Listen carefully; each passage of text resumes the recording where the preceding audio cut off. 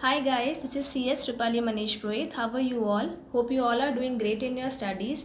I know you guys might be feeling boring during this lockdown. You are not able to enjoy your studies, not able to focus on your studies. So by recording this video, I'm just making a small attempt to make you feel guys comfortable with your theory subjects, that is audit. Okay. So we are here to discuss our CA intermediate second group subject, audit and assurance. Moving onwards, today we're gonna discuss our first chapter, that is nature of auditing. Let us start. Hope you guys enjoy to revise. First of all, we have a definition of audit in our chapter that is very important from examination point of view. We already discussed in the class. Just revise it. An audit is an independent examination of financial information of any entity, whether profit oriented or not, irrespective of its size or legal form, when such an examination is conducted with a view to express an opinion thereon. Okay, here we discuss the definition of audit. Now we just interpreted it word by word. What is the meaning of independent in our definition? Independent is auditor should not be biased, he should not be affected by the fear factor or favor factor. Okay, then we have to do an independent examination of what? Financial information of any entity. Financial information is not equal to financial statement, guys. Financial information is the information on the basis of which financial statements are prepared. For example, our sales voucher, purchase vouchers, contract agreements, these are not financial statements, but these are financial information. Now we have to do audit of any entity. Any entity means it can be irrespective of its size or legal form. Irrespective of size means it can be OPC, it can be a listed entity. Legal form means it can be HUF, it can be proprietorship firm, it can be partnership firm, and it can be company or anything. Okay, and then we said we said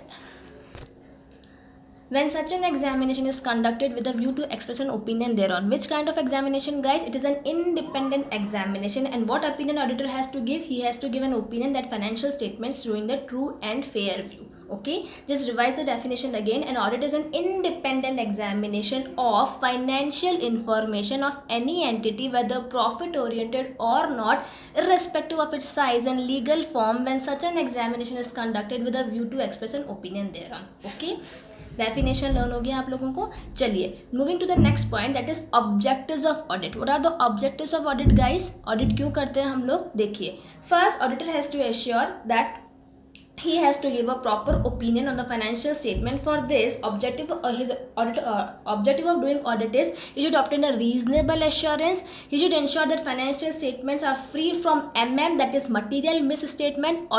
And third, auditor should communicate his finding to the management and TCWG. And finally, he should report on financial statement. Let's just revise it again. He must obtain the reasonable assurance, then ensure the financial statements are free from material statement, then he should communicate his finding with management and TCWG, and lastly he should report on financial statements. The third question is process of audit, that is aspects to be covered in the audit. We have divided the process of audit into three stages, that is pre-audit, during the audit, and post-audit. The first stage during the pre-audit process is engagement letter. And what is it? It is the audit. It is the letter given by the auditor to the management. Second point, auditor has to acquire the knowledge of the client business. For this, we have discussed that auditor has a mouth, auditor has eyes. By mouth, auditor can inquire any information and ask for any information required by him to the from the management to the management. And from eyes, he can inspect all the document, that is MOA, AOA, minutes of board meeting, and then board reports, etc. And third, auditor has to verify the internal control system. See guys, before doing auditor have to ensure whether there is any internal control system in the organization or not. For example, if there is no internal control system in the organization, there will be havoc. Everything will be mismanaged. Okay, example, there must be a system of cash receipt checking in the organization, because it affects the financial information and on the basis of which the financial statements are actually prepared.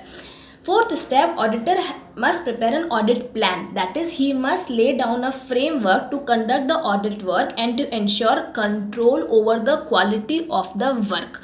Okay, these are the all steps to be conducted by the auditor while carrying out the audit in the pre-stage of audit.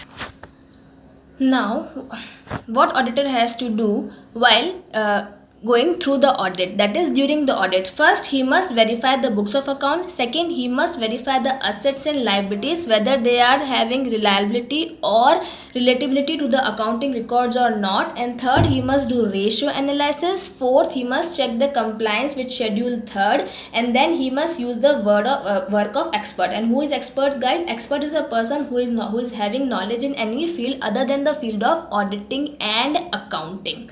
Now, the third stage is post audit stage. What is it? It is forming an opinion and then issuing a audit report. In forming an opinion, auditor must ensure that financial statements represent the true and fair view. And while issuing the audit report, there we already discussed there are three types of audit report, that is qualified, adverse and disclaimer of opinion. Auditor can give any of the opinion. Okay.